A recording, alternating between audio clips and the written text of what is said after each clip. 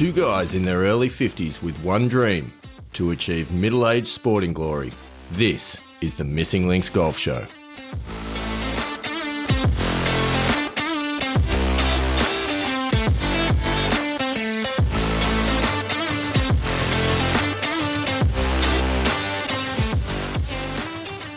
Andy Walker, Pilgrims, we are back and we're here today to talk about nothing but golf, and more golf. What do you think, Andy? It was like it's a golf podcast. It is. You looked a bit worried there at the beginning when I said we're here to talk about nothing.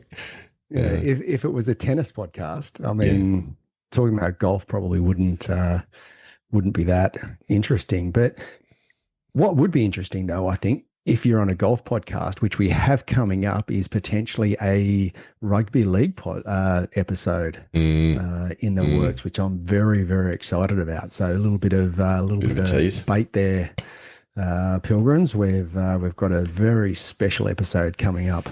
We do next week. We do. That is exciting. We won't say any more about it just now, but that is exciting. And, a little bit going on in that world. But this week, we're not here to talk about other people playing rugby league, as interesting as that is. We're here to talk about both you and me playing golf. I know. And isn't this, like, ironic that after virtually playing no golf, either of us for the last couple of months, we've both had rounds of golf over the past week, which, is really, really good. I've got hope that maybe in the back end of 2025, there might be some golf played by both of us. Things could turn around. And I think it may force us to pose the question, Andy Walker, of how much golf is too much golf. It depends on what angle you're coming at it from. I think we might get to that at some point during this episode. Pilgrims, we are going to talk about a couple of rounds of golf. There's been three, in fact, if you include I played in an Ambrose event down in Bathurst about a week ago. Would you really call that golf, though? Well, this is the point, right? Like, I think that falls into the basket of hit and giggle more than golf. Yeah. Of course it does. But it was a lot of fun. It was very cold. It was below zero when we teed off, and our goal actually early on in the round. So when we teed off, it was -1 Celsius. With a feels like temperature of -4. Wow. And our goal, standing on the first tee, was to get our score lower than the temperature as quickly as we possibly could. Nice. I like it. Yeah, which was good. And whilst we're not going to go through a breakdown of that round, the first hole is worth talking about because it was also very foggy, and you had visibility of about 160 meters roughly. And so the first hole, we're teeing off the 10th. It's where you need a bright fluoro golf ball, because hitting into a sort of a white haze of fog with a white golf ball isn't necessarily the easiest thing to. I actually can't hit yellow golf balls. That's a confession. Yeah, right. It's something about it. Just I really struggle with them. So anyway, I was using the traditional white Pro V1, and first tee, which was the 10th hole, we teed off the 10th. There's water on the left. It's a little bit of a long par 4, a bit of a dogleg around this lake that is right about the distance where your driver is going to land. So you want to keep it right of the lake. The other three guys two of the three in our 4-ball, in our Ambrose team, our scramble team, 2 of them put it into the water. I was also playing with Donnie from Bathurst, who fortunately got out his little pop gun and just popped it up short of the water.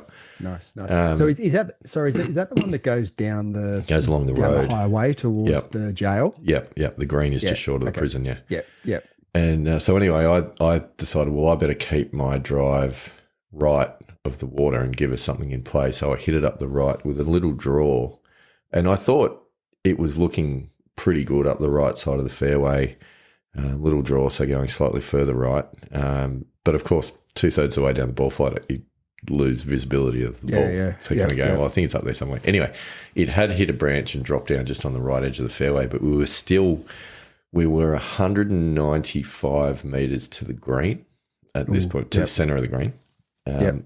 Could not tell where the flag was on the green. and you just got to know from the shape of the trees on either side that's about where the green is. Yeah, yeah. So whipped out the 5 wood. Could you see if the group ahead was actually off the green? Not completely at this point. So we were pretty confident that they were, but they're kind of out of visibility. So anyway, I pulled out the trusty 5 wood and laced one a little bit low, probably a groove low on the face, but it was straight, and that was good. So I thought, well, it'll be up there somewhere. But in 195, like 5 wood's probably a 200 metre-ish club, so 220 yards club, but I hadn't quite flushed it, so I didn't think it was going to quite get there. So we're looking around just short of the green. Pin was actually right at the back of the green, and as we got much closer, we realised that the ball was actually a couple of feet from the hole. So nice. it was a little tap-in birdie for us to go to -1 whilst the temperature was officially at -1. We did manage to get it to -4 for the round, though, so that was pretty good for the team. So that was nice. Do you feel like at any point during the round that you got out of jail? Nice. We never got into jail. I think that was the point. Excellent. Well, that's always a good thing. Yeah.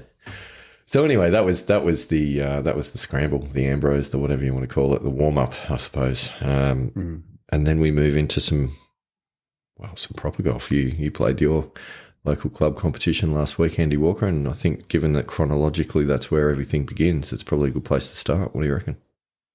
Yeah, and I did. So a couple of last Thursday, I played in the local comp at my home club, and look, going into the round, and I think I did say this to you at the start that, or before we teed off, that I wasn't expecting too much, and I just wanted to go out there and just get back into the swing of things.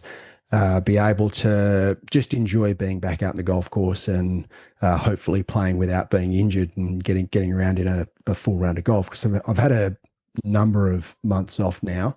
My last full round of golf was the New South Wales Senior Amateur Championship back in March. As we know, I did play those 5 holes when I injured my wrist and had to pull out. That was first week of April, and yeah, it's been a tough road, I have to admit. Was hanging to get back out in the golf course, but from a expectations perspective, I didn't really expect too much. I don't think you really can. I've had a few hits in the high performance center. I wouldn't say consistently, but just enough to maintain half a swing, but not really knowing where the ball's going either.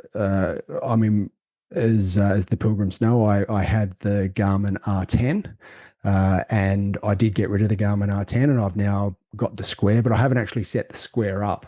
So all I've really been doing is hitting the ball into the net, and it sort of feels okay, but you never really know where it's going until you actually get out in the golf course. So yeah, low expectations, and just wanted to get out and have a game. Didn't put any Arcos, didn't want any Arcos data, so I didn't have the scoring data up. Just wanted to go out there, no pressure, and just see what came of it. It's interesting though that you talk about being in the high performance center and just hitting the ball into the net without actually knowing where the ball flight's going, because Rory did a bit of that last off season to just work on some swing mechanics without being, kind of held hostage to ball flight. Yes. So there can be some benefits, but obviously, you're hitting them out of the center of the club face, and therefore you believe that everything's landing straight on target. And we know that that's not necessarily the truth when we get out on the course. No. And look, there is a benefit to it, because I've done that quite a bit. I think we spoke about the fact that the Garmin R10, I didn't really feel like I could trust the full shot data. Pitching, from 100 meters in. Yeah, I didn't have too much of a drama with it. I thought that was useful, but certainly the full swing, and especially when we got up to the 3-4 irons and then into the driver and fairway, I just didn't believe that was that accurate. So I stopped using the R10 in the end anyway to just because I didn't feel it was useful. I was then more focused on form, and that's where the Golf Swing Replay app really came into its own. And I was really focused on making sure that I was, my swing path was where I wanted to be, and making sure all my movements were in line with where I want my swing to be. So that was more of a focus rather than any sort of shot data and any shot shape data that would have come from the R10. But I'm looking forward to what the Square launch monitor brings, and just seeing how good that device is, because I've now had that for a few weeks, but I just haven't had the chance to take it out and plug it in and charge it up and see how it goes. But anyway, back to my round. Yes, we might devote a future episode actually to a bit of a discussion around the Square and the High Performance Center. But here we are. It's the 26th of June. Yep. You signed in for a tee time in the Kooindah Stableford. Yep. Teeing off on 1, I believe. Yep. Longish par 5. Par 5. Bit of a hazard up the left, some fairway bunkers up the right. Well, there's hazard up the left and hazard up the right. Well, that is true, yeah. Hazard up the left, off all the way from the tee. Hazard up the right kind of starts a bit further down, doesn't it? Or is that? Yeah. Oh no, it's all the way. Both sides of the fairway, and that's look. It's called Kooindah Waters for a reason. Isn't that the truth? So it's a pretty easy driving hole to ease your way into the round. I never take driver off that tee. So that's always my 3 utility off the tee, just to get it in play.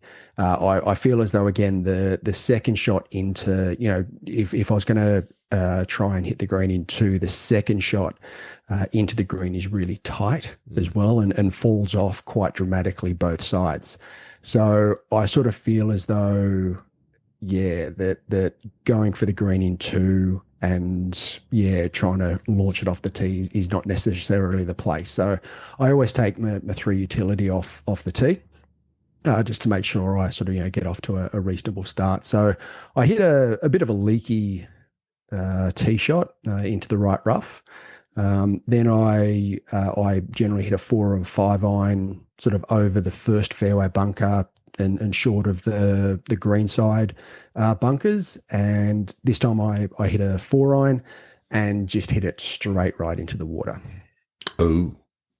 Yeah, so my conservative play didn't quite work really out. Work out, no. No. So I took a drop, hit my next one into the bunker. Ooh. So into the right green side bunker, splashed out, missed the putt for an easy opening 7 a wipe. Yeah. Welcome back to golf, Andy Walker. Yeah, and for those pilgrims that are out there not familiar with the Stableford scoring system, as a handicap golfer, you are allocated shots based on the index of the hole, which every hole's rated from 1 to 18. And so for Andy Walker playing off, I think probably a 3 on the day. Yeah, I was playing off 3, yep. You would get a shot on holes that are rated the hardest 3 holes on the course, so index 1, 2, Correct. and 3. Yeah. It would appear that the first hole was not rated one of the 3 hardest, because essentially what that means is when you get a shot, you obviously add that to the hole. So that would have become a par 6. Wasn't obviously in this case. So a 7 would have got you 1 point, but in this situation, a 7 gets you 0 points. Yeah. So my shot holes are 9, 15, and 18. So they're the 3 hardest holes. We will keep an eye out for them. So 0 points after 1 hole. Andy Walker, it's not ideal. No, not the ideal start. No. Second hole, I actually played second hole relatively solidly. Hit a nice little 9 iron onto the green and just an easy 2 putt for par. So that was 3 and 2 points. Nice. So I'm 2 points after 2. Oh. Third hole's a bit of I'm not a huge fan of the third. Neither am I. Funny that. It's not really a driver hole. It gets pretty tight, hitting driver with trees down the left, and then in the middle, a hazard on the right hand side. Well, with a driver, you should be able to. Well, you and I will be able to carry the trees in the middle of the fairway, or that are they're not in the middle of the fairway, but they're they're on your line.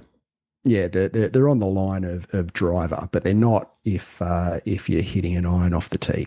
Mm. So I hit my three. Pilgrims, they're in the middle of the fairway. No, they're not. I hit my 3 utility off the tee, and I pulled it a little bit, which means it just caught the top of the tree and bounced down, and I was a little bit blocked out for my second, and with water right and sort of tree line down the left, and I had to hit a bit of a draw. I was just wanted to be a bit conservative because I didn't want to sort of push it right and end up in the hazard. So I pulled my next shot, my little punch shot, and it went through the trees. So I was fortunate not to hit a tree, but it went through the trees, and I ended up about 80 meters from the flag. And this was one of the shots where, you know how you haven't played for a while and you lose your feel, you sort of lose that, especially with half shots. Oh yeah, I know this feeling. when you're trying to maybe choke down a little wedge and just hit half a wedge in. Also playing in a little bit into the wind, so I wanted to take a little bit more club than what I wanted. Ended up that I just took way too much club and airmailed the green over the back, which then left me an almost impossible up and down. So I hit I left my first pitch short. So I was just on the fringe, pitched down to probably about 8 feet and missed that for a nice solid 7 a wipe. Ouch. Oh, 2 points after 3 holes. You're only 4 shots behind the pace. Yeah. Fourth hole, par 3. Again, just a really good solid tee shot into the middle of the green. Had about sort of 30 feet from the flag, which I had actually a really quick putt, but I lagged it down there really nicely to about 2 feet and putted, just sort of put that into the hole for an easy par, so 3-2. On 5, which is a par 5. Now 5 is usually a birdie hole, so this is one where I do take driver and try and get it down the fairway as far as I can. However, on this occasion, my nice little snap hook came into the 4, and it just went straight left into the. It wasn't that far left; it was into the tree line, but I thought I'd find it, and I just got down there and couldn't find it.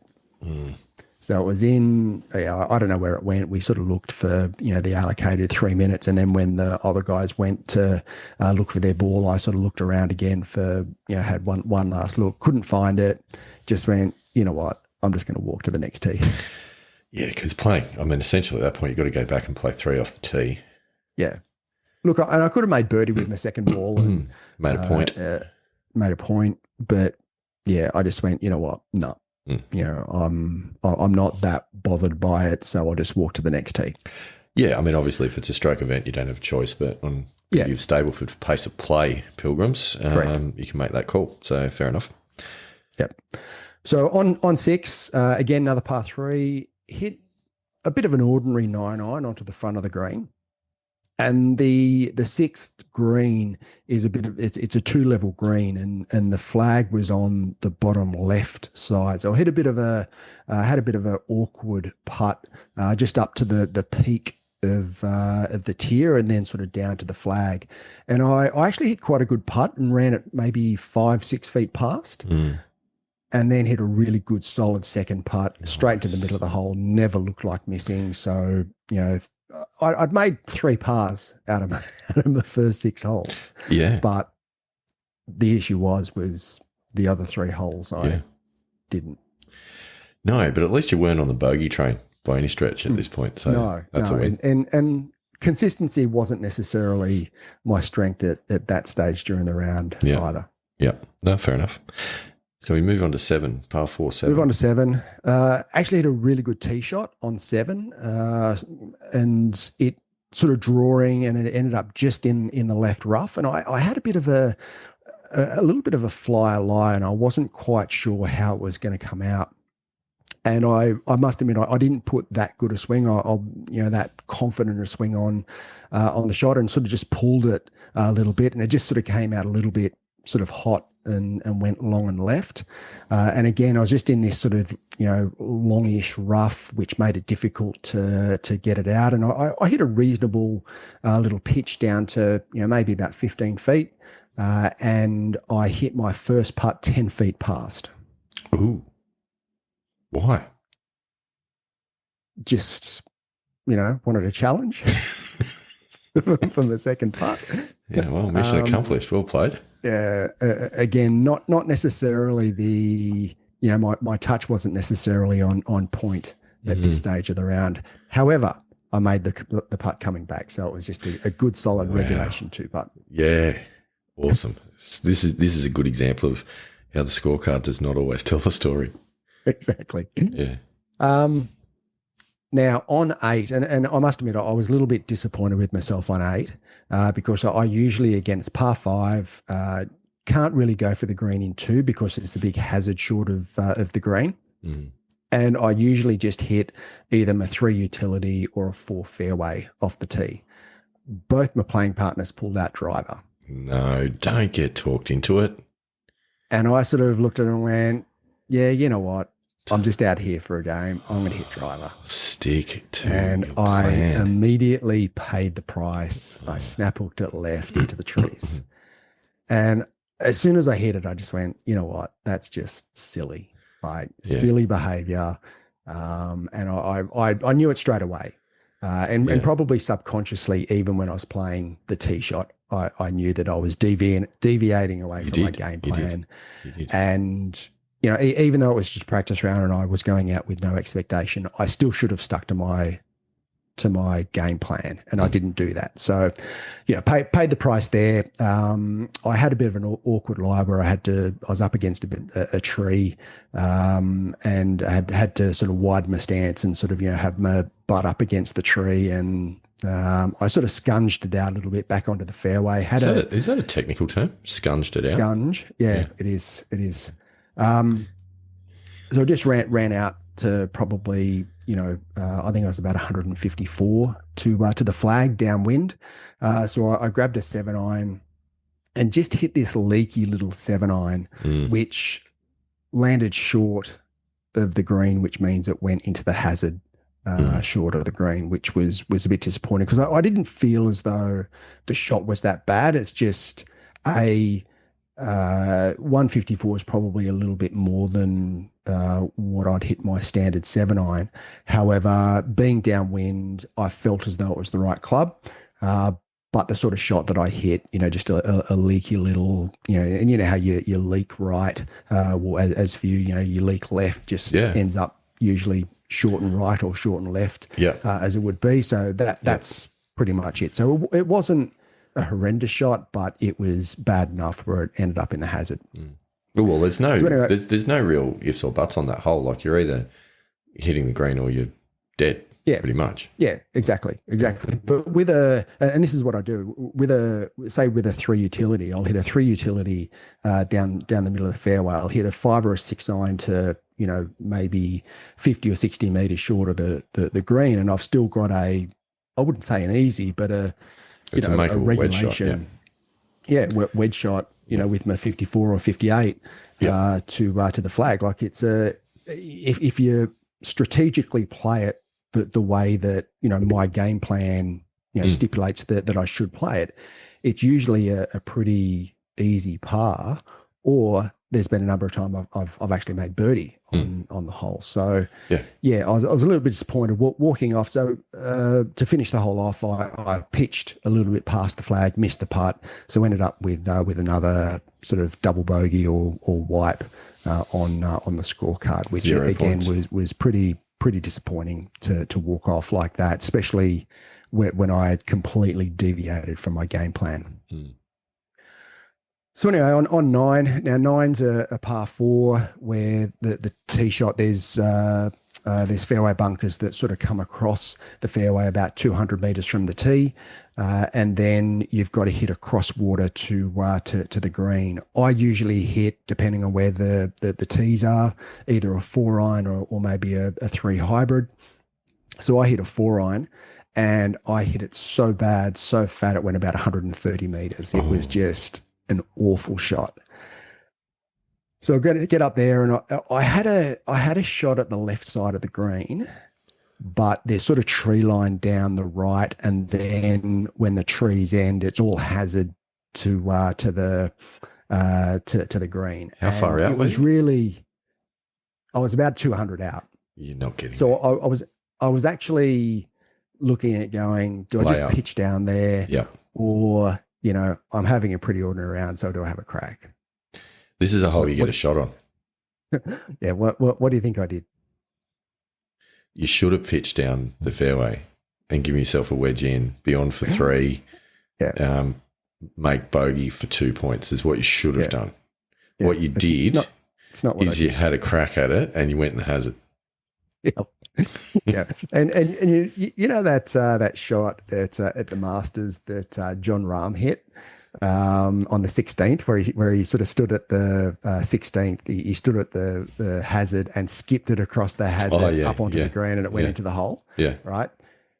It sort of went about that high, skipped across the hazard, but didn't make it across the hazard. Oh, wow. Such a bad decision. So not only was my swing not in the best state, my decision making wasn't necessarily in peak performance either. So anyway, I took a drop, hit a pretty ordinary wedge shot, to be honest with you, just short of the green, pitched on, missed the putt. Nice wipe. So again, this one was a triple bogey, and a nice wipe. So I've finished the front 9 with 7 points. That's awesome. Is it? And if my maths is anything to go by, I think you shot a 48 on the front. 12 over, yeah. Yep. Yeah. Yeah, it was solid. Like, I was when was the last time you've done that? I was pretty, and my thought process as I was walking off the ninth, I'm like, okay, I'm 12 over. What do I need to do to break 90? Yeah, that was quite literally my thought process, and I needed to have 5 over or better. Yeah, on the back 9. Yeah, to break 90. I know, but the thing is, right? You go in, and you talked about this at the start. You go in going, I'm happy to be playing golf. I haven't played much lately. I'm coming back from injury. No expectations. Take it as it comes. Full acceptance. All that, which is perfect. And then you get to the end of the front 9, and now you've hopped into the time travel machine, and you're like, what do I need to break 90? I've got to break 90. I can't shoot the 90s. Like all of this acceptance is out the window, and you start making deals with yourself about all sorts of things from a score perspective. So I think that's fantastic. But the thing is that I was pretty disappointed in the decision making over the last, on 8 and 9, and I think that was really the thing that kicked me into gear and going, that's just, it's not. Yes, I was going out there without any expectation and full acceptance, and I wasn't mad at, I wasn't angry at myself. I was more disappointed with myself that I'd just gone in there. That's even worse. I'm not angry at myself. I'm just disappointed. I've let myself down. I've let my family down. I've let the Missing Links golf show down. Well, it gives us some content to talk about, I guess. So, I don't know. I just, for me, it's more about going out there. And even if I don't have any expectation, I still want to have, my mental side in here and actually thinking about my game and strategically still sticking to the sort of golf that I like to play, and that suits my game. And I didn't do that on 8 and 9. So that was probably the thing that, gave me a bit of a, kick up the bum and just went, you know what, Andrew, no, you need to you need to get this sorted out and start playing some golf again. So that while the front nine was a bit, no expectation, no score in mind, the back nine was a bit different, and I did flip that quite a bit. Well, that is good to hear. So speaking of the back nine, talk me through it. So we're on to 10. So 10, I hit a bit of an ordinary drive into the fairway bunker. And the fairway bunker on the left-hand side, it's actually quite a deep fairway bunker, and you can only really get a 9-iron or a wedge out of that bunker back onto the fairway. So I hit a 9-iron out, and quite a good 9-iron out of the bunker. Fortunately, it was a little bit downwind, so I got a little bit of wind assistance.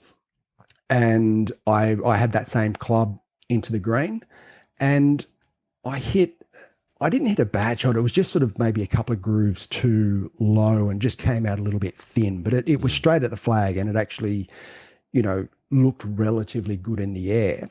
But it landed short in the fringe of the green and just stopped. So I was slightly short. I could still putt it.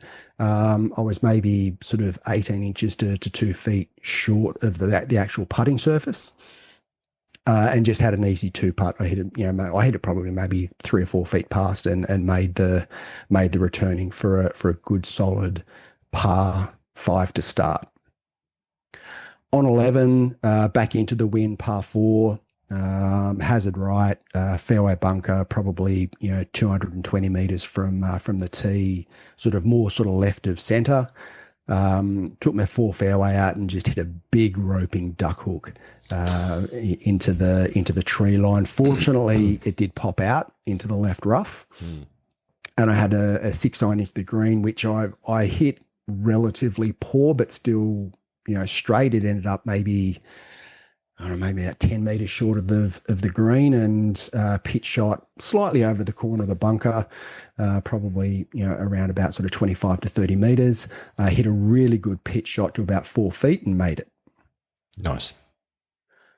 So then on 12, par 3, I hit an 8-iron. Hit a pretty poor 8-iron right of the green. And there's a bunker, a greenside bunker on the right, and I was just short of that, like about a foot short of that. But I had to go over the corner of the bunker to get to the flag, and it was then down onto a downslope, and I couldn't have stopped it short of the flag, and it would have rolled probably 40 feet past, I reckon, if I had gone at the flag. So I ended up just hitting a little pitch left of the bunker, pitched into the fringe. It rolled about 25 feet past, and I hit probably my best putt of the round, and didn't look like anything else but going into the middle of the cup. Nice. So I made a good solid par there. So then on 13, my nemesis hole, took a 4-iron off the tee and hit a pretty good 4-iron down the left-hand side of the fairway. Again, I took an 8-iron for my second, and I hit another one of those little sort of thinny, sort of couple of grooves too low shots, which landed in the fringe of the green and just stopped. But the flag was on the front of the green as well. Only had probably maybe 15, 18 feet to the flag, and was just an easy 2-putt for a par. So it started off the back nine with 4 pars. So I was pretty happy solid with that. It's pretty solid. Given I also hadn't hit a green in those 4 holes. Yeah, short game's going on. And to be fair, by the sound of things, you're not getting off the tee particularly well. No. Putting yourself under a bit of pressure from your second shot onwards. So yeah. So look, the short game and putting was sort of there, and I felt relatively confident with short game and putting. But yeah, the ball striking definitely left a lot to be desired. So we get on to the 14th tee. I absolutely striped a 3 utility down the middle of the fairway. Only had about 80 meters to the flag, so it was a short par 4, loaded with fairway bunkers, sort of from about maybe 220 all the way down to the green. Hit a fairly poor wedge shot, which missed the green right, and I was sort of in this sort of thick rough. Still, a relatively easy pitch, well, should have been an up and down, but I pitched it about maybe 8 feet past and missed the returning putt. So that was my first bogey on the back nine. Then on 15, this my one of my shot holes on the back nine, hit a 3 utility down the left-hand side of the fairway, was in, a little bit of thick rough, hit another 3 utility down the middle of the fairway. I had an 8-iron into the green and hit a really poor 8-iron right of the green. And I had a pitch of maybe about 30 meters, which I felt as though I hit a really, really good solid pitch. But the flag was sort of on this slope. And as it got to the flag, it just peeled off left and ended up about 25 feet left of the flag. It was, I sort of looked at it and went, wow, I can't believe it actually peeled off that much. I thought I might have been, maybe 7 or 8 feet with, left of the flag, left of the pin with a good solid, easy uphill putt, but ended up about 25 feet from the flag. And I missed that and tapped in for a bogey. So that was my, a little bit disappointing 2 bogeys in a row. But that is a bogey for 2 points. Yeah. Correct. So that's not too bad. So at this point, through 6 holes on the second 9, you're on 11 points. Yep. Which is pretty solid. So you're 1 point off pace.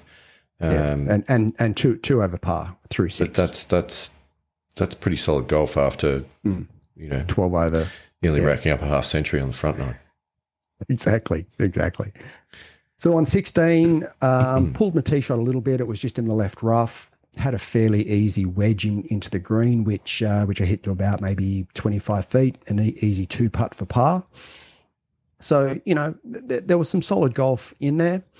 17 is the par 3 over water, which the green certainly back and all the way around sort of the front. There's this, so there's a bunker left and then sort of a fairly narrow-ish walking sort of access to the green.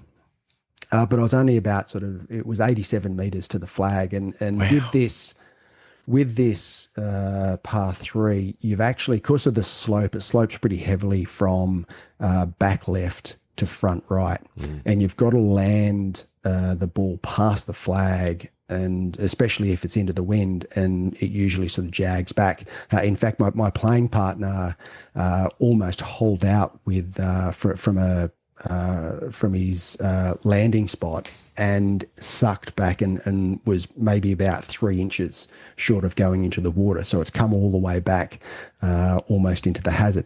Because I'm pretty sure I remember seeing someone a previous time of playing Kooindah actually hit the green and suck back into the water. Yes, and I have done that as well on a few times. May have been you. So anyway, I hit just my 54 degree. I landed it just past pin high, and it did jag back past the flag and ended up just on the front fringe or front right fringe. Nervous moments. But were a couple of nervous moments, but I was relatively confident it wasn't going to go into the hazard, but obviously you don't know. You just don't know that all. You don't know it's not going to go into the hazard until it doesn't go into the hazard. But I only had about maybe 15 feet, fairly easy right to left putt. Didn't hit a great putt, just pushed it, and it just never took the break and tapped in for a par. So there I was standing on 18. 2 over. 18th tee, 2 over. I needed 5 over or better to break 90. Yep. So I stood on the 18th tee, and I normally hit either a... And you get a shot on 18 as well. Yeah, get a shot on 18. So if you make par on 18, you'll get 18 points for the back 9. Yeah, yep. Normally hit either my 3 utility or 4 fairway, and normally just hit it at the... So there's 2 fairway bunkers. One is pretty much... so the whole sort of curves around so the hazard all the way up the left-hand side, and the fairway curves around the hazard. So if you're hitting at the fairway bunker on the right-hand side, you're pretty much hitting up the left rough of the fairway. If you're hitting at the left-hand side fairway bunker, you've pretty much got to take on the water. So what I normally do, I normally just hit it in at the middle of the right-hand fairway bunker and just draw it off. And depending on where the tees are, I'll hit my 3 utility or my 4 fairway. Is this stroke 1 for the course? It is stroke 1, yes. Yeah, I would have thought so, yeah. It's a tough hole. Yep. Yep. So me always sticking to my game plan, decided to take driver off the tee. Here we go. And aimed it at the left fairway bunker and hit a roping draw into the hazard. Wow. And as soon as I hit it, I may have said some things that aren't repeatable on this podcast. As you said, wow, Andrew, that's wonderful decision making and great execution to follow it up with. Yes. So, something like that is what I said. So I wandered down, and because the hazard's all the way down the left-hand side, I could only take a drop maybe about 100 meters off the tee. So no chance of getting to the green. Took a drop, hit my 4 fairway, and there is actually a cross hazard. So I had a choice of either, maybe hitting a 7-iron just down the fairway, but it was about 200 meters to carry the cross hazard, and I was pretty confident that I could do that as good as what I was hitting the ball on the day. So I pulled out my 4 fairway and actually hit a really, really good shot. Hit it really solidly, like exactly as I wanted to, which then sort of carried the hazard of the fairway on the side. Hit what I thought was a reasonably good pitch, but it just caught the front fringe. The pin was at the front of the green and just stopped dead. And I had about an 18 foot putt for bogey, which I missed, but then just tapped it in for an easy double bogey, 6-1 to finish. Well, look, disappointing always to finish on a double. However, 16 points on the second 9, and what did you finish? 4 over. 90. 4 over, shot a 40, so 88. 88. Snowman. Yep. So, look, all in all, I wasn't angry walking off the golf course. I mean, it wasn't ideal, but looking back, I go, all right, 8, 9, and 18, I deviated away from my game plan, which probably cost me 6 or 7 shots, which then, you add those sort of 6 or 7 shots back with some decent decision-making and getting back to the mental framework that I usually approach golf with and my competition rounds with. And I'm down around sort of, that 80, low 80s, which I don't think is a bad round of golf when I'm coming back after a 3 or 4 month layoff. I mean, look, I only hit 4 greens in regulation. I only hit one fairway in regulation, which was pretty disappointing. So off the tee was just awful.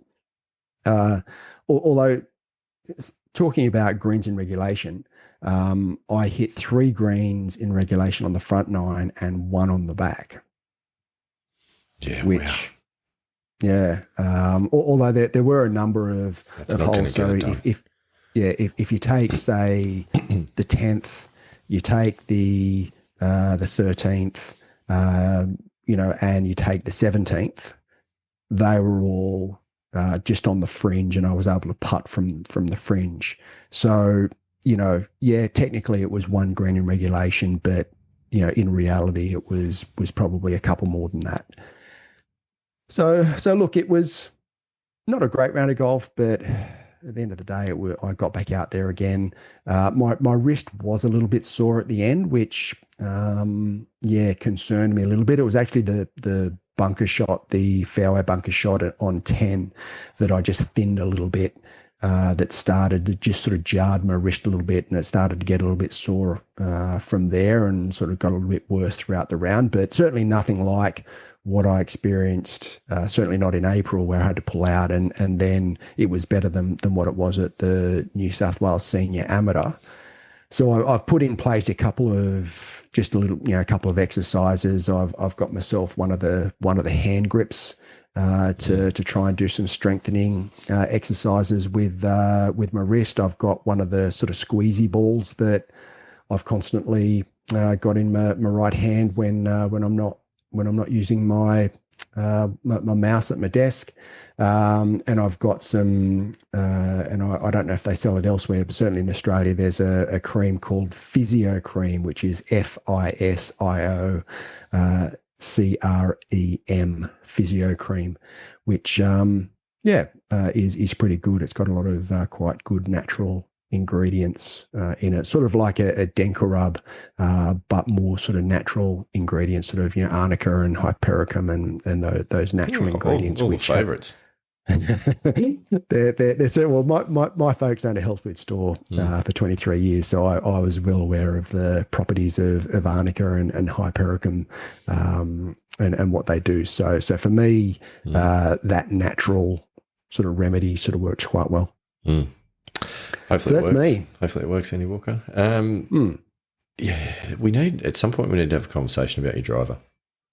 Yeah, and look, I've struggled with my driver for a long time now. I thought that the Titleist fitting was the answer, and it was for a little while, but I don't know if that was because I was practicing a lot and my swing just ended up sort of, getting into the slot and, and it sort of, coincidence worked at the same time, or whether something sort of happened in the meantime. Certainly from a practice perspective, the first 3 or 4 months of 2024, when I did put a lot of work in and I practiced a lot, which sort of then culminated in some good golf, I haven't been able to put the same amount of work into my game since then. And obviously my golf has suffered as a result. So I think I know what I'm doing. I know where I want my swing to be and where I want it to get to. I just need some consistency in my practice routine, and just then it's just time. And I think from there it'll start working itself out. But it just comes back to the old, my old sort of habits of, casting from the top. And when I was practicing a lot, sort of 30 odd years ago, I was able to sort of hold my left hand through impact and hit a nice little cutty fade. Whereas now I'm releasing in that same movement, and there's just this big roping snap hook. So for me, it's getting, given that I'm trying to hit a draw, and as I get older, a draw is going to be helpful with maintaining length.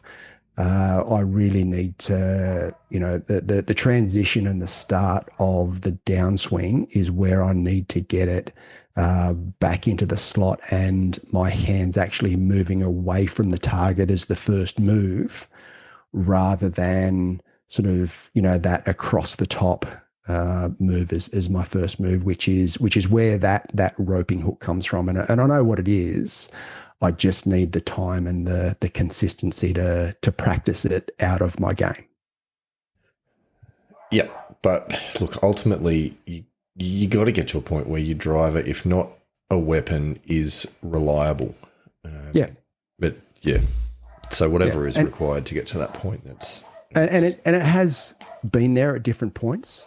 I think around the country championships last year in November, it sort of got to about that point again.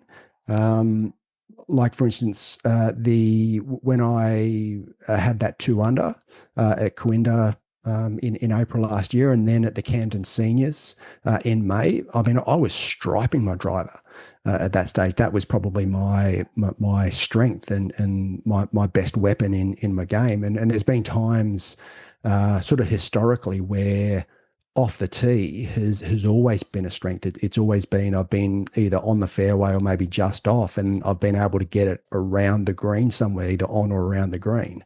And that's always been my strength, is that consistency of ball striking where I didn't really get myself into a lot of trouble.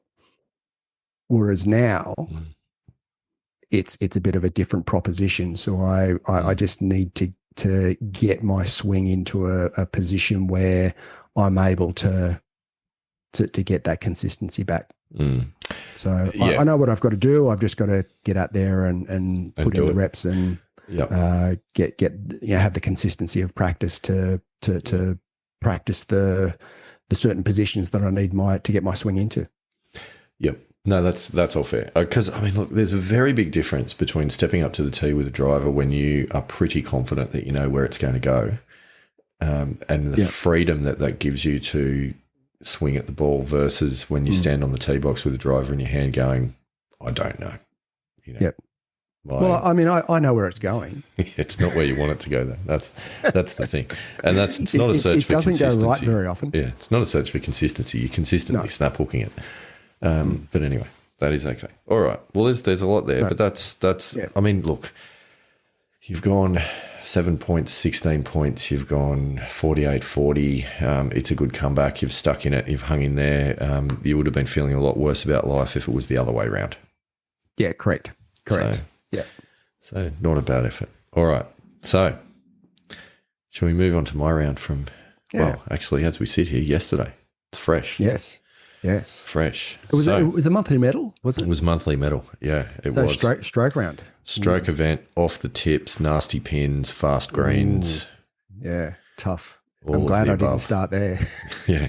So coming from not having played a lot of golf, in fact, not actually playing any proper golf because of the Ambrose since the amateur championship. So when were they? That was the very beginning of June. So it's over a month really in between actual rounds of golf. So again, likewise, a little bit similar. I decided to approach it with expectations being managed, not thinking about a score, not thinking about trying to post a number, just wanting to get out there and have some good swings and understanding that, there were going to be mistakes. There was going to be some things that would go badly and, really just wanting to make sure that I stayed in it for every shot and kept the mental game as strong as possible was probably the hope more than anything else. So anyway, we teed off the first. The first is par 5, out of bounds all the way up the right, the entire golf course to the left. Mind you, you don't necessarily want to use the entire golf course up the first hole.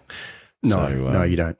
So it's a good par 5. It's not a bad starting hole. I think there are some people that avoid it, generally the right-handers that slice it because that brings the houses pretty substantially into play up the right-hand side. So we got up there on the tee and, it then turned out that I had quite a crowd of people that wanted to come and have a look because, haven't played at Dubbo for a couple of months. So I went, Hinksy's back. Let's go and see what's going on. Nice. I like it. Yeah. So good old Jake came out from the pro shop and stood on the balcony there to watch the opening tee shot. Which I stood up and just absolutely striped one up the centre of the fairway, Andy Walker, which was a nice way to start. Always good in front of a crowd. Yeah. So no, that was good. It was good. It was good to get one on, to get one out of the middle of the club and up the centre. So went up. I was about 225 out meters. That is. So I thought, well, I'm probably not going to quite get there. I might crawl onto the front edge if I rip a good 5-wood. So anyway, I pulled my 5-wood right, which went towards the right trees, short of the green, clanged around in a few trees, didn't see it drop. And bear in mind, there's out of bounds right. Yeah, yep. And I got up there and it was right of the trees and it was sitting on the cart path just inside the boundary. Yeah. Not really in a position where I could take a drop, not in a position where I could go at the green. Because in fact, it was on the right side of the cart path, so the actual drop would have to have been closer to the out of bounds pegs. Yeah. And then you wouldn't have had a swing. And I would have had nothing, yeah. And interesting, it's a rule a lot of people don't care to really embrace. You notice, I get relief off the cart where I want rather than nearest point.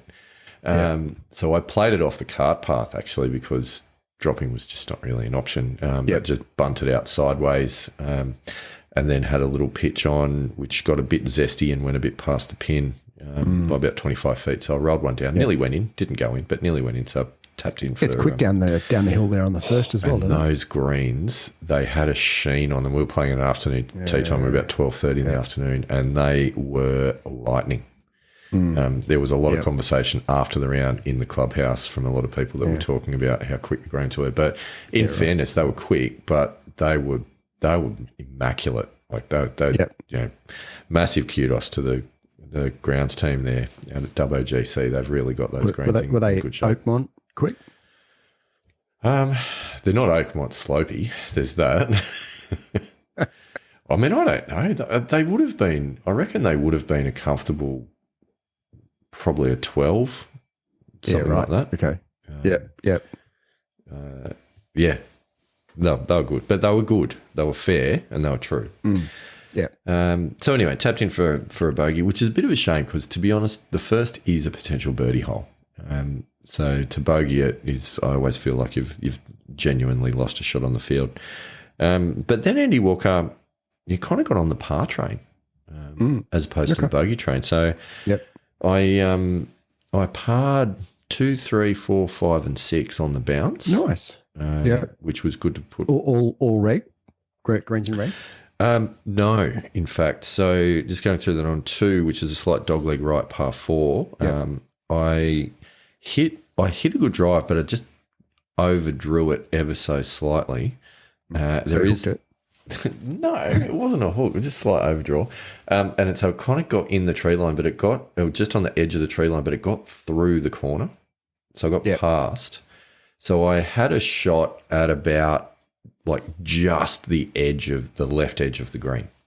So I couldn't really go at the green. So I played a safe line just outside the left edge of the green because the pin was on the right. So I thought, well, if I can hook a 9-iron back around onto the green, great. Or if it stays straight, then I'm chipping up the hill with all the green to play with. It's not the end of the world. Yep. And that's what happened. It missed left. Just sort of had sitting there in the rough, and I chipped on. Actually, nearly made the chip. It finished about 2 inches from the hole, so I was tap in par, which was nice. 3 was hit a good drive up the right side. I think it was a 7-iron at the green, which I just missed left into the greenside bunker, which was a little bit of a gnarly lie too. Ball above the feet in the greenside bunker with a nice big lip above, really easy to catch it fat. But hit a good bunker shot. It just rolled out a little bit to about 9-10 feet, but made the putt, which was good. Nice.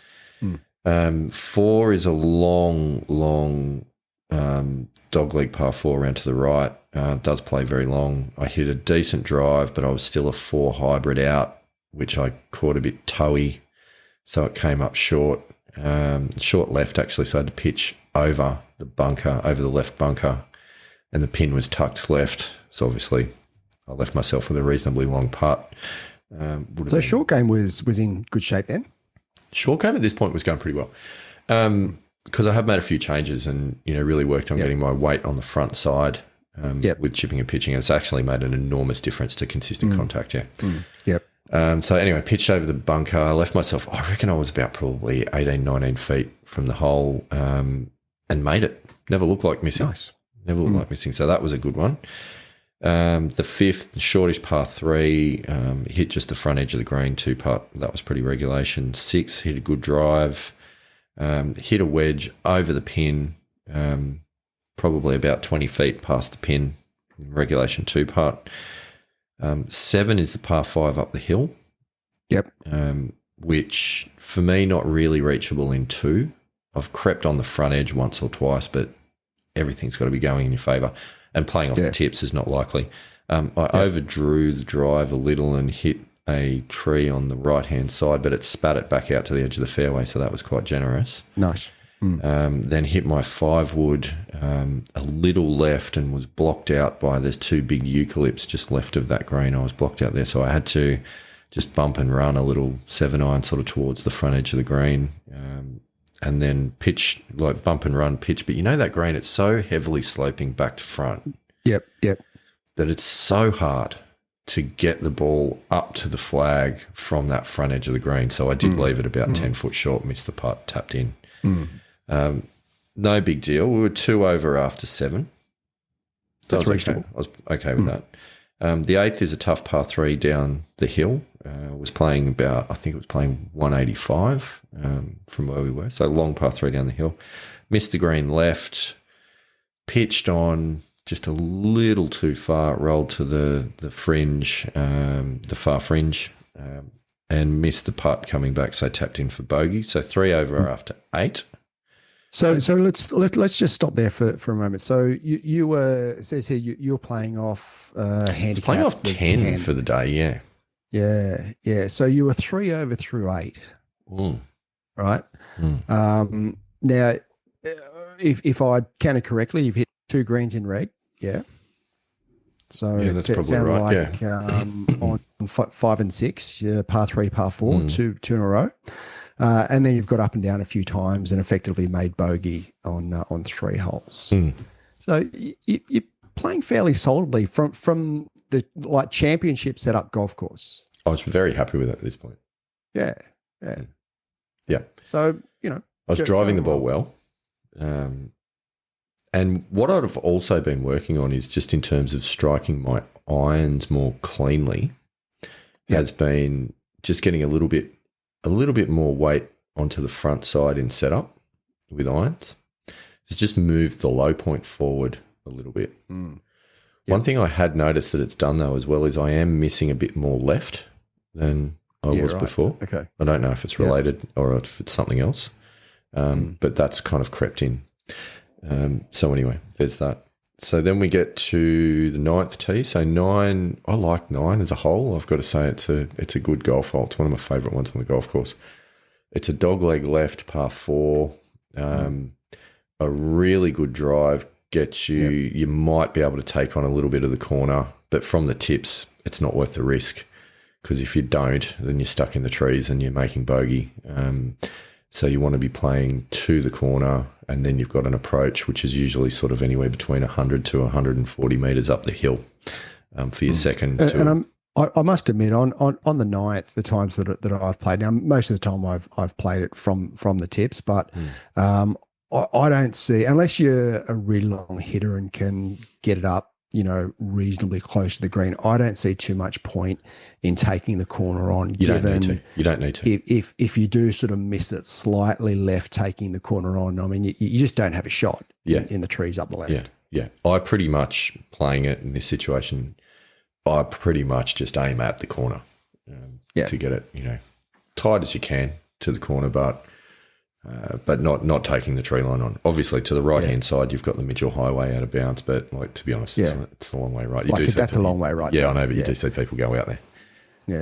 Yeah. I think that I've never hit it at the corner. I've always gone right. There's a tree, and I know the tree. Yeah, there's 3 big eucalypts through the fairway. Yeah, and you aim at the right hand one of them, and that's the perfect line. Yeah. And because I draw the ball as a right-hander, I don't want to be hitting it at the corner and drawing it because that's trouble every day of the week. So I'm always hitting it more probably centre fairway line and hitting a draw to be up the left side of the fairway, which I've always found to be a good position. It's pretty safe. You're not going to go too far wrong there. It depends where the tee boxes are, because in other non-medal competitions, when the tee boxes are a bit forward, you can take that corner on. Right. Yeah. I don't think I've ever played it in you those probably conditions. Haven't. You probably haven't. But when you're right up the back, as we were, you're not flying the corner. Unless you're a very long hitter, you're not flying the corner. So I didn't fly the corner. I hit it to the corner. So I was left with, about 130 up the hill metres, up the hill to the green, looking straight into the sun, which is fine because you should be looking at the ball when you're hitting it, but just in terms of seeing your ball flight, looking straight into the sun. So I was feeling pretty good about life. So sent a pin. There was not too much going on with the pin. So I hit my 8-iron, but as I was just saying, leaked a little bit left, just pushed a little bit left, as has been happening with some of these 8-irons, and I found the greenside bunker about pin high, so that was fine. So that's bunker shot across the green, pretty heavy slope on this back to front again, so it was going to break a lot left to right, and quite a big shoulder on the bunker, so you know that it's going to roll out quite a lot. So you really just want to get your bunker shot kind of more or less over the shoulder and just let the green take it towards the pin. So I've been pretty happy with my sand game of late as well, particularly with the new wedges from Jason Butt. Things have been going quite well from that perspective, so I was quite confident stepping in there. And then hit a bit of a fat one, which caught the lip and came back into the sand, which was really annoying. Got kind of mixed up in the footprints as well, which was not overly helpful. That's disappointing. So I thought that's okay. Like, that's going to happen from time to time. It's not a big deal. So I thought, what better way to celebrate that than by doing it again? Wow. Okay. And at this point, the blood pressure increases and temperature starts to rise. And I, anyway, tried my level best to rein that in and focus on the next shot, because you can obviously, famous quote from the day was, you can only hit a golf shot once, unless, of course, it's hitting it again out of the bunker that you hit your last one from. So you've hit that golf shot three times now. I hit that golf shot 3 times. Fortunately, the third time it did get out, rolled down, and I was probably about 10 foot, but I was above the hole, so I was pretty defensive. Missed the putt, tapped in for triple, which was just so disappointing after working super hard for 8 holes to then turn a 3 over 9 into a 6 over 9. But not the end of the world at the same time. So, that's all right. Shake it off. Move on. Got to 10, and 10's a bit of an interesting hole because it's not all that long. It's a dogleg left par 4, but it's a decent drive, and then you're only hitting a wedge at the green, but you've got a heavily right to left sloping green that you really do not want to miss it right, because bunker shot from the right or pitching out of the rough from the right, you won't hold the green, particularly the way that they were rolling. So, but at the same time, if you go at the centre of the green, you're every chance of it running out down to the back left. So it's tricky. It's tricky. I hit a good drive up the left side of the fairway, and then I was I think a 52-degree wedge in, which I hit to the right side of the green. And then it was defensive putting. It's a tough putt. It's defensive putting, and unfortunately 3-putt bogey, which was a shame. But it's one of those things. Like, I think I'd left myself after my first putt. I'd left myself with about 4 feet for the par putt. But it was 4 feet straight across the break. And that's tough. And it was funny, right? Because I'd watch one of my playing partners have a putt a little bit longer than that, and it stayed low. It was low, and it stayed low, and it broke away from the hole, and it just keeps going as well, which is amazing. So I gave a bit of extra break, and I actually missed it on the high side, which was an interesting thing. Anyway, but that's okay. So it was 7 over. Go to the 11th. 11th is par 3. It was playing about. I was playing close to 160 metres actually on the day, and anyway, I hit not a bad 6 iron, but it was just a little bit left, and it caught the front bunker, front left bunker. So again, I thought, shake off any memories of the last triple bunker experience. Visualize all the good bunker shots that I've played lately. Get back in a positive headspace. So again, similar situation, with a very high lip and a big shoulder running out towards the pin. And I hit what I thought was actually a pretty good bunker shot, and it just caught the top of the lip, would you believe? And it's rolled back down again into the mess that I've just made. Wow. So I fatted the next one, stayed in again, and then hit my third one out. So again, I've gone 3 shots to get out of a bunker. Far out. 2-putt triple. Oh, wow. Gutted. Yeah. So what are you? 3, 6, 10 over. And six of those. In 2 holes, in 2 bunkers. In 2 holes. In 2 bunkers as well. Like, it's not even, it wasn't like the holes were badly played. It was just the bunkers were badly played.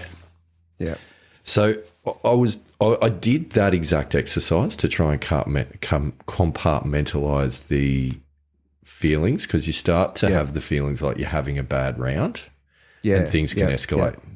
Yes.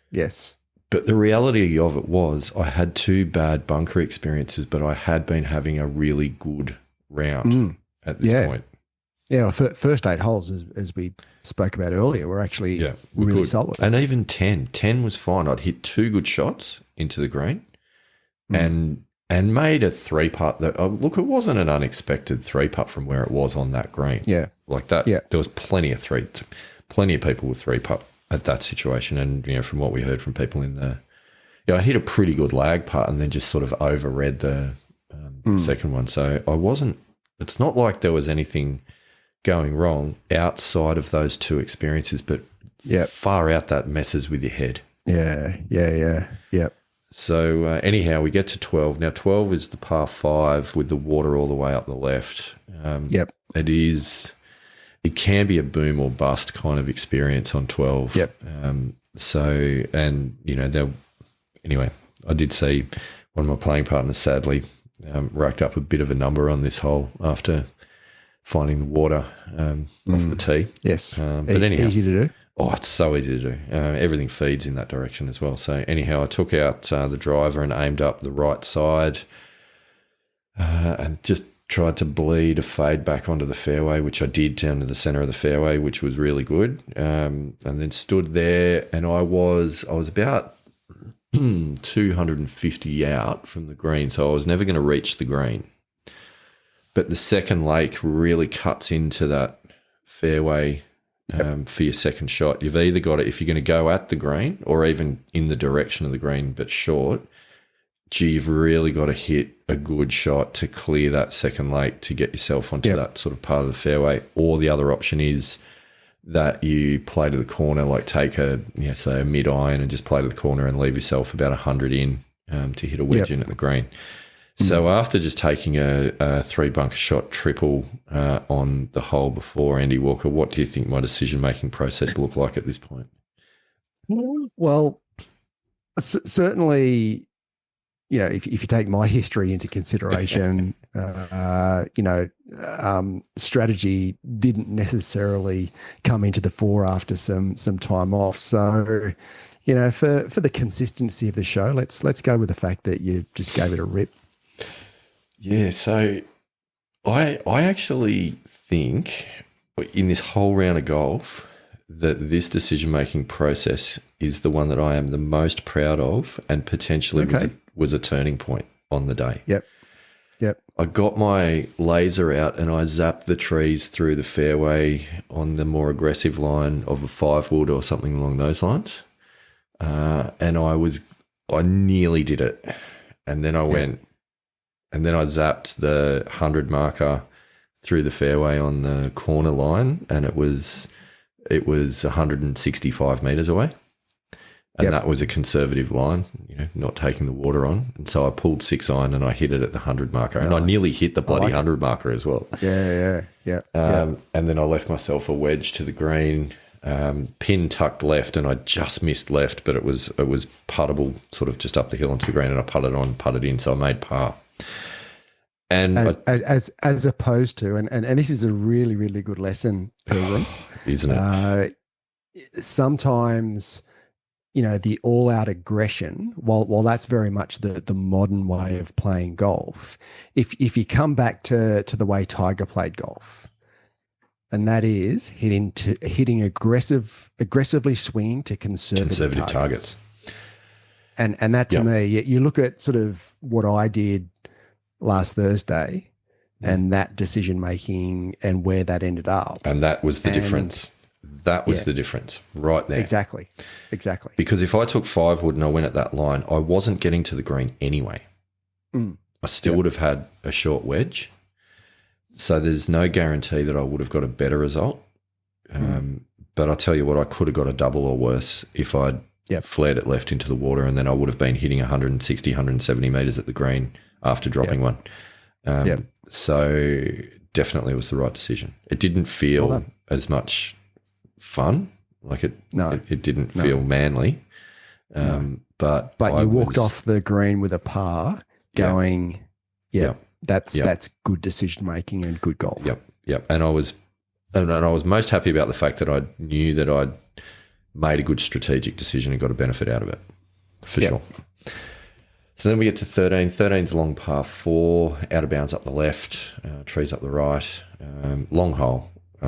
tough hole. So smoke to drive, probably my best drive of the day, straight up the left centre of the fairway. And still, but long hole, still a 6-iron in, which nearly crept up onto the green, but just sort of finished. There's an uphill, it's a raised green. Yep. Yeah, it hit exactly that, hit that bank and just stopped. Yep. So hit a little bump and run, finished about a foot short of the hole, knocked it in for par. And I can tell you that par on that hole felt like a par 4.5 of a hole. So it felt like about a half a birdie. Yeah. It's a tough hole. Yeah. But how good is it? Like on a really tough par 4 where you need to get your drive away to have any chance at all. You have to. Par. How good is it just to stand up there and strike one down the middle of the fairway? And on that That's one of the best feelings in golf. 100%. On that fairway also, your landing zone for a good drive, just short of that, the fairway is quite sharply uphill. So if you don't get a good one away, or if you play conservatively, you say and take a driving iron, you're not going to get to the landing zone, it'll cost you 100 metres. Yes. Yep. So absolutely. So that was good. That was really good. So then we moved to the 14th, which is historically been a bit of a nemesis hole because it's the one with the water up the right. That same lake that's the other side of the lake that's on 12. So the water up the right, but then there's heavy trees up the left-hand side, and if you miss left, it's actually just as bad. So you've got to just step up and hit a good golf shot. Like you don't have a choice. There is no bailout. So I hit driver, and again smoke to drive straight up the centre. I was really happy with that. Got up there. I was then. What did I have in? I think I ended up playing an 8-iron in. Like just trying to play a comfortable swing, not go hard at it, a la our conversations after Macquarie Cup.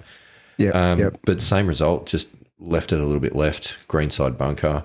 And it's a nasty greenside bunker, this one as well, because it's quite a long way below the green. You're down a good sort of 10 feet. Because it all slopes off that left-hand side, doesn't it? That's a very steep slope down there. It is ugly. I actually cleared the bunker and sucked it back in to the bunker with my 8-iron. Right. Yeah. Great. It was so good, particularly because I was coming off such a high confidence level with my bunker play at this point. Yeah. And this I was going to say after 9 and 11. Yeah. And this was a nasty bunker shot as well. Like, cause you had to fly it quite a long way and get it quite high. So you got to be quite aggressive at the ball, but also knowing that there's another lake over the green, that if you thin it, you're gone. So I hit a good bunker shot, actually. I splashed it out quite nicely. Didn't make the putt, unfortunately, so it was a tap in for bogey, but that's still a pretty good result on that hole. So we moved to 15. 15's a par 3 up the hill, playing about close to 190 metres up the hill, actually. So it's quite a long way. So I hit 4 hybrid, just short, chipped on, and you got a decision to make when you're chipping and pitching, whether or not you're going to try and sort of spin one or whether you're going to try and roll one out. Yeah. So I think I decided that I wanted to sort of roll it rather than fly it and spin it. And took my backswing, and I think what I also did in my backswing is I don't think I took my backswing long enough. So I then really accelerated into the ball. So it was a bit jerky. Yeah. And because you can do that with when you're trying to be aggressive and hit one of those little bump and runs, you can get a bit jerky trying to accelerate through the ball. Yeah. And so I over accelerated rather than the dreaded deceleration, over accelerated through the ball, and I actually hit it past the pin and it rolled off the back of the green, which was annoying. I did get up and down from there though, so I made bogey, but it was an interesting one because I was watching an episode from me and my golf guys talking about chipping and pitching, and they actually talked specifically about this over accelerating thing and how a lot of the time with pitching you want to be a bit smoother, which is a bit different to the tour tempo kind of thinking, but I think they end up in the same place. But the over accelerating in your downswing, if you haven't got your backswing long enough, can really throw all of your timing out and all of your sinking out of your swing.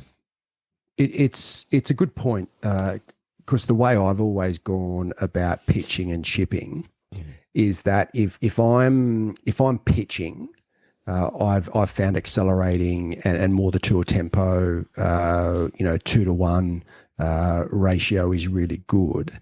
However, when I've got, say, a 6, 7, 8 iron and I'm trying to hit a bump and run with a lot of green to work with, I find that my putting tempo is a lot better for those types of chips.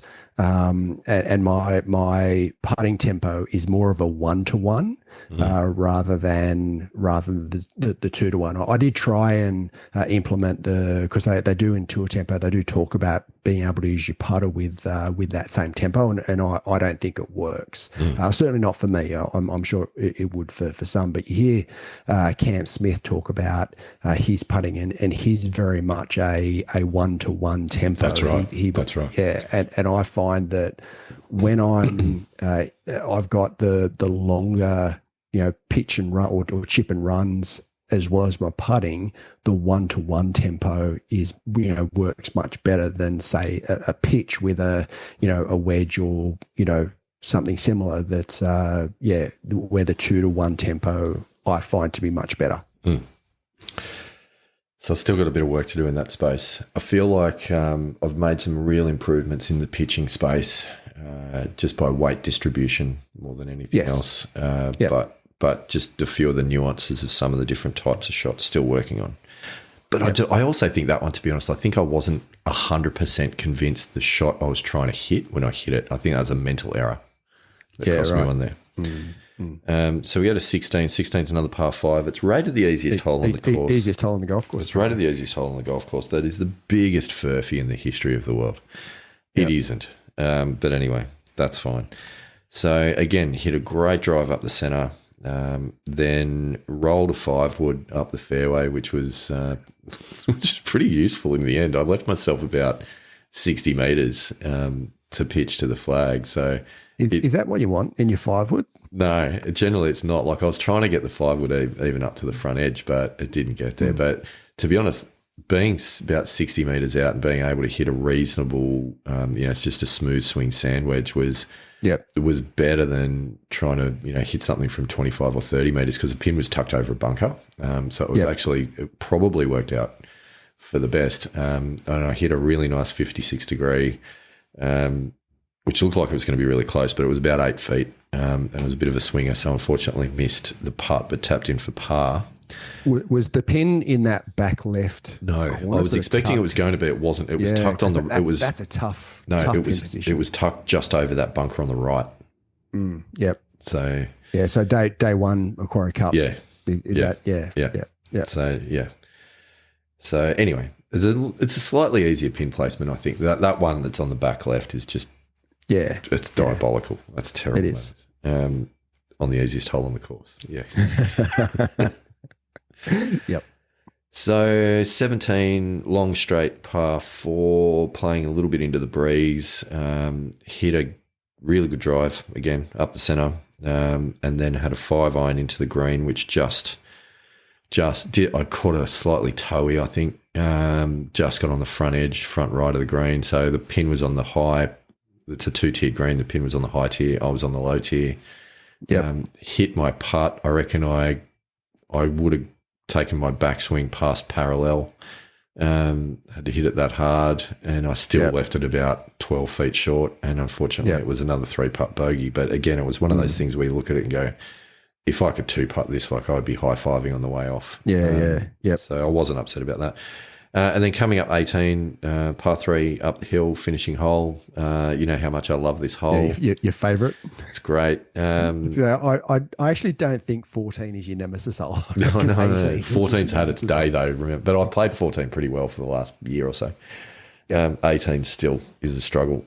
So tee shot found the front left bunker.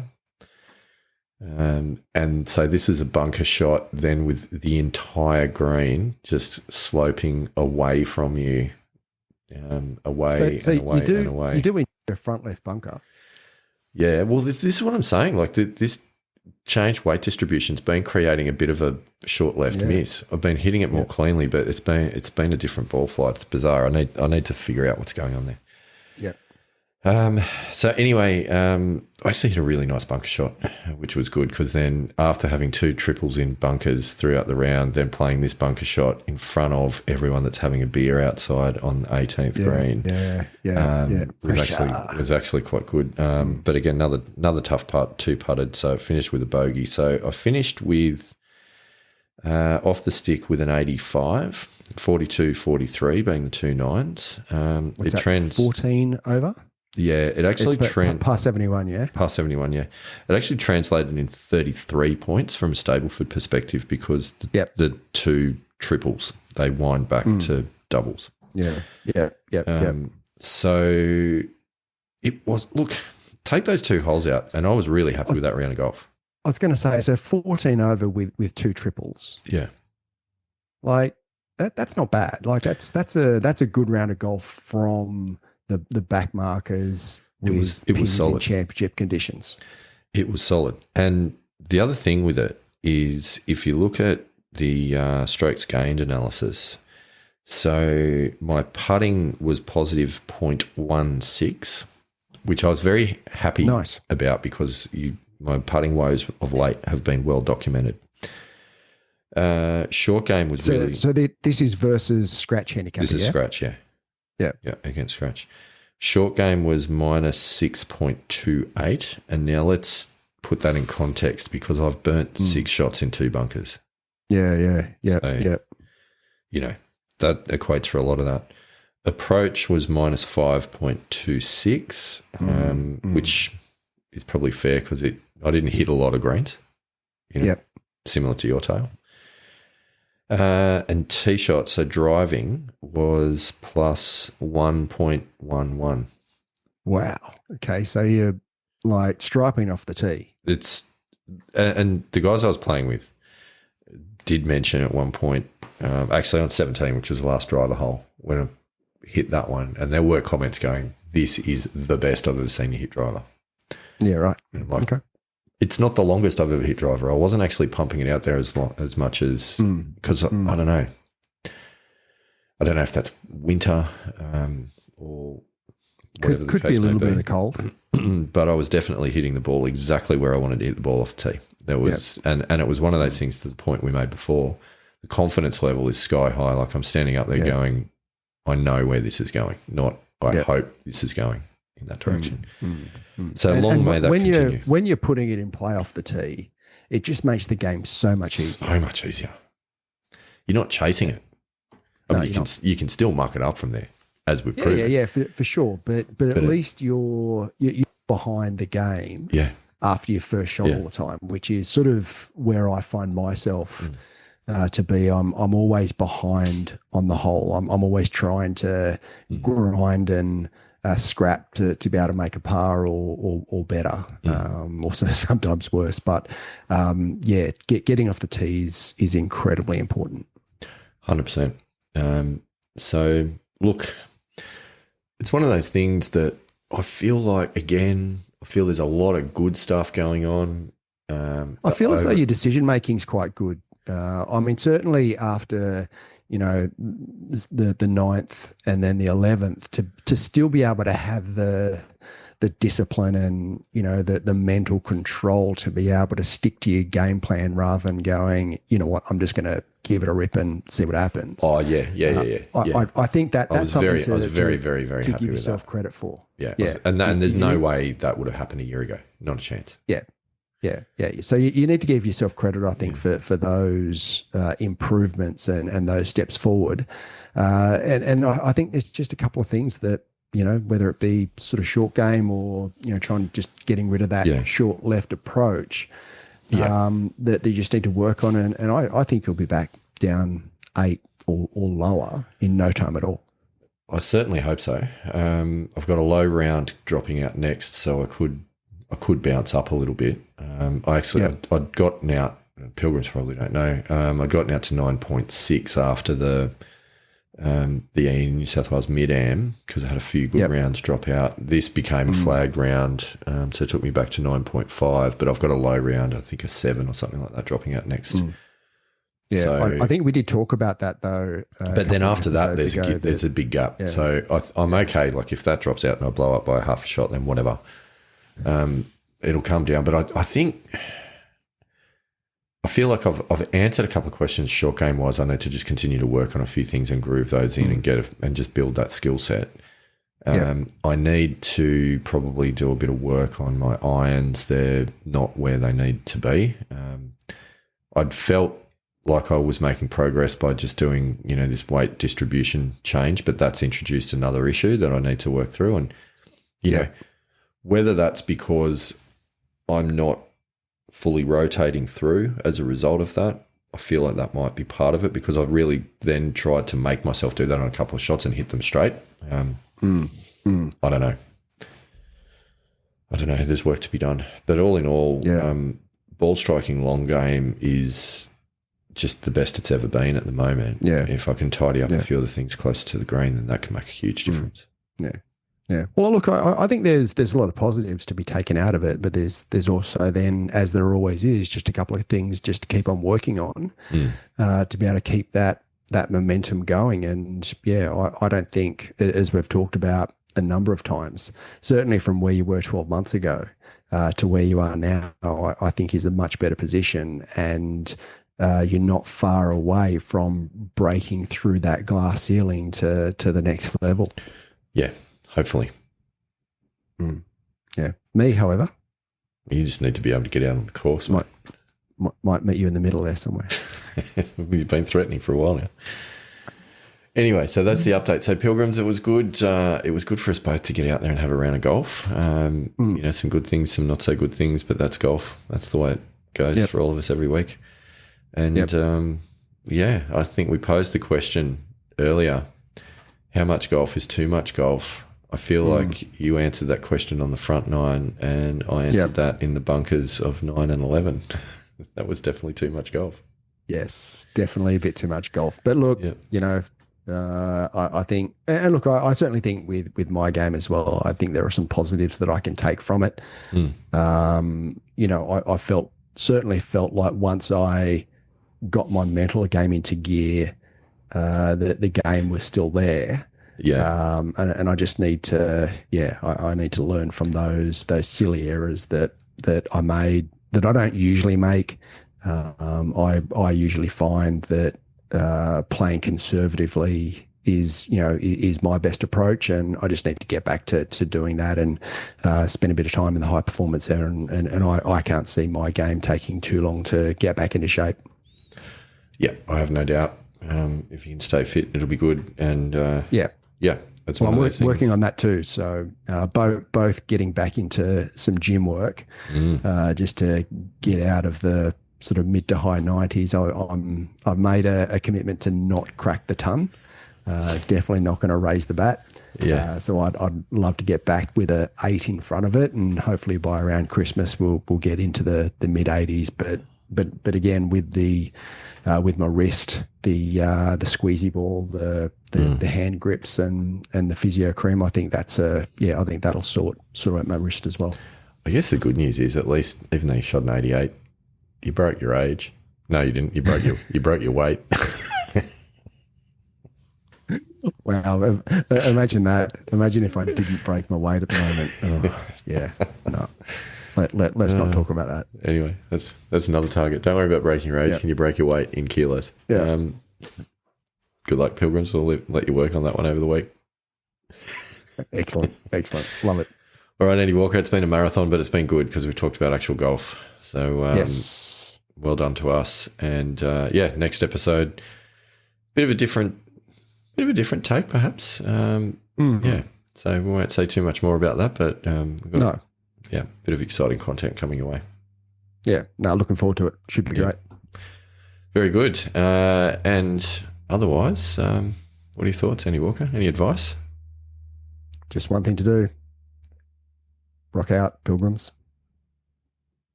Thanks for listening to us today. We love hearing from our pilgrims, so please reach out to us through any of the links in the show notes. We know golf is hard, so we hope we can help you shoot better scores and inspire you to keep trying. Rock on, pilgrims.